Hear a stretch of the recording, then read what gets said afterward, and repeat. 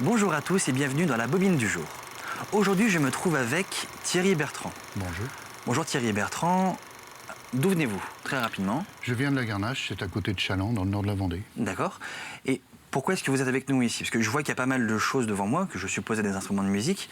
Est-ce que vous pouvez un petit peu en parler, s'il vous plaît? Oui, ce sont des différentes cornemuses qui correspondent à différentes époques. D'accord. Il y en a une, par exemple, ici, qui est la reconstitution d'un instrument du XIIe siècle, qui est présent sur le porche de l'église de Vouvant. Ah oui. Ça a été fait dans le cadre de l'abbaye de Nieul-sur-Lotise. D'accord. Voilà, il y en a d'autres plus. Celle-ci, c'est plutôt Guillaume de Machaut, donc plutôt 13-14e. Ça, c'est d'une cornemuse Renaissance, D'accord. 1514. Et puis là, on a des veuses. Voilà, une veuse tout à fait traditionnelle. D'accord. Donc les veuses font partie des cornemuses. Les cornemuses, c'est une famille d'instruments à vent Oui. qui sont équipés d'un hautbois mélodique sur lequel on joue la mélodie. Oui. Il y a un porte-vent qui permet de gonfler la poche en cuir, qui est une réserve d'air. D'accord. Et les cornemuses ont un système d'accompagnement qu'on appelle le bourdon. Donc Oui. c'est une note qui est toujours en continu. Voilà. Bah, comme un bourdon, en fait. Voilà, c'est un bourdon, et du coup, il y a des cornemuses avec un bourdon, 2, 3 bourdons. D'accord. Alors, vous m'avez dit que la première que nous avons vue, 12e siècle, c'est ça? Oui, 12e. Alors, on a toujours eu ces instruments, parce que la cornemuse, on connaît très bien, surtout chez les Écossais, etc. Oui. Donc, on en trouve aussi en France? Bien sûr, en France, il y a à peu près 12 ou 13 types de cornemuses différentes. D'accord. En Europe et autour de la Méditerranée, on compte environ 70-80 modèles de cornemuses différentes. D'accord. Contrairement à ce qu'on pense, ce n'est pas les Celtes qui ont inventé la cornemuse, ce serait plutôt les Grecs, en tout cas dans le monde méditerranéen. Oui. Ah oui, en effet, c'est voilà. contre-intuitif. Et c'est plutôt les Romains qui auraient répandu cet instrument. Les troupes romaines jouaient d'une cornemuse. D'accord. Ouais. Ah ben, j'aurais appris quelque chose aujourd'hui. Alors, on a toujours eu cet instrument dans le folklore un petit peu vendéen, ou ça a disparu peut-être? Parce que j'en avais jamais entendu parler. Donc, ça a toujours été présent ou pas du tout? Alors, c'est des instruments qui font pas forcément partie du folklore. C'est des instruments qui étaient utilisés, par exemple, à la cour des rois.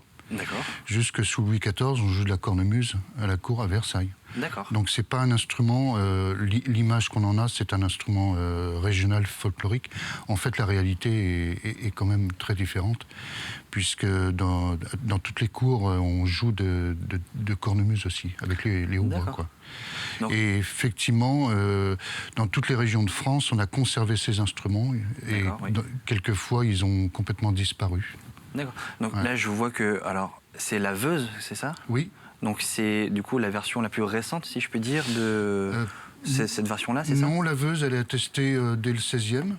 La Veuse est une des cornemuses, héritières des cornemuses du Moyen-Âge, qui était utilisée en grande partie dans tout le sud de la Bretagne, enfin toute la Haute-Bretagne, on va dire. D'accord. Et puis aussi une partie des Mauges, et aussi dans l'extrême nord de la Vendée, le Marais breton vendéen. D'accord, donc on en trouve quand même en Vendée? Oui, dans le nord. Mais en Vendée, il y avait un autre type de cornemuse qu'on appelait les veuses du Poitou, les cornemuses du Poitou, qui sont complètement différentes. Le bourdon, il tombe vers le bas. Ah oui, oui. Et il y a une clé avec une fontanelle. Ça, c'était le cornemuse du Poitou.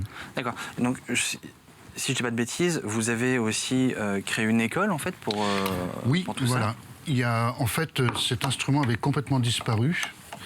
Et en 1976, il y a une association qui s'est créée à Nantes. D'accord. Et qui a réuni les gens qui avaient fait des recherches. Le premier projet, c'était d'éditer un livre, un petit livre, qui a été édité en 79. Et puis le second projet, ça a été de réhabiliter l'instrument, de faire en sorte qu'il y ait des jeunes qui se remettent à en jouer. D'accord. Voilà, donc des cours se sont mis en place à partir de 83, et puis petit à petit, il y a des écoles qui se sont créées. Et la première qui s'est créée, c'était à la Garnache. Voilà, en 89. D'accord. Eh bien, Thierry, je vous remercie. Si mes calculs sont bons, vous fêtez vos 30 ans cette année. Oui. Donc, il y a un petit festival par rapport à ça. Voilà. Voilà. Donc, à la Garnache, du 11 au 14 novembre. D'accord. Eh bien, chers auditeurs, on n'aura pas eu l'occasion d'entendre cet instrument, mais vous pouvez en découvrir forcément dans les images qui vont suivre. Merci Thierry et Bertrand, et je vous retrouve la semaine prochaine pour une nouvelle bobine du jour. Merci.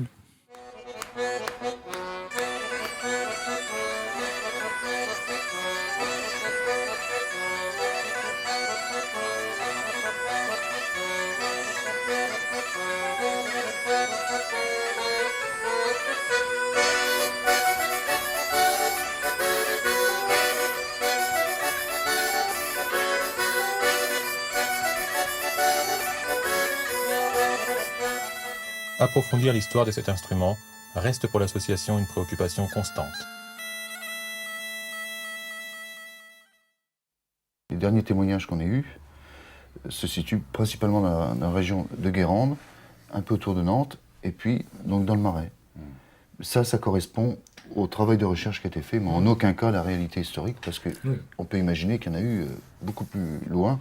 Où c'est compliqué, c'est qu'effectivement il y a des sonores qui sont répertoriés ici, qui sont plutôt de la fin 19e, d'autres à cheval sur 19e, 20e, donc voilà. Grosso modo, c'est l'état des recherches telles qu'on les a menées, quoi. Donc en fait, là, ces pièces de bois, ces cylindres, correspondent à la partie la plus importante de l'instrument. C'est ce qu'on appelle en français le hautbois, en vieux français le chalumeau. Donc ces deux pièces qui sont en cours de finition sont prises à l'origine dans ce genre de cylindre. Et alors, les différents bois ont une énorme importance sur la qualité du son, parce que chaque bois a une densité différente. Et ça influe énormément sur la qualité du son et également sur la précision du doigté du musicien, quoi.